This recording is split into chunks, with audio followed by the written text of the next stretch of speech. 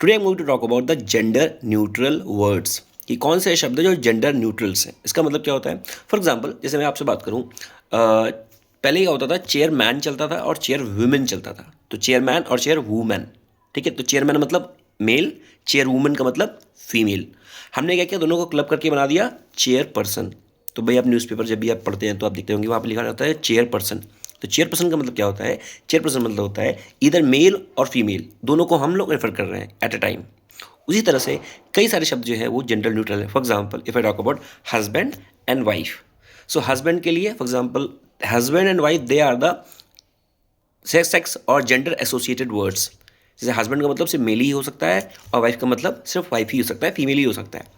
But कई सारे words जो हैं जो दोनों के लिए आते हैं। For example spouse, spouse spouse एक ऐसा शब्द है जो दोनों के लिए आता है। फॉर एग्जाम्पल, लड़की भी कह सकती है कि ये हमारे स्पाउस हैं और लड़का भी कह सकता है कि ये हमारी स्पाउस हैं। तो स्पाउस क्या है? It spouse is a gender neutral words. तो कई सारे वर्ड्स आते हैं इसमें। स्पाउस, बेटर हाफ, बेटर मतलब आधे हम अच्छे हैं आधे ये अच्छे हैं, बेटर हाफ है हमारे ये, ठीक है। अदर हाफ, ध्यान होगा आपको, एक महादेव की एक फोटो आती है, उसमें आधे में महादेव हैं आधे में पार्वती जी हैं, तो अर्धांगिनी बोलते हैं, द अदर हाफ, ठीक है। So spouse, better half, other half, counterpart, लड़ाई भी तो होती है, काउंटर करते हैं एक दूसरे को। तो कौन कौन से वर्ड्स हैं? Spouse, better half, other half और काउंटर पार्ट। ये सब क्या है? These are the words that you can use in place of if you are referring to your partner, ठीक है।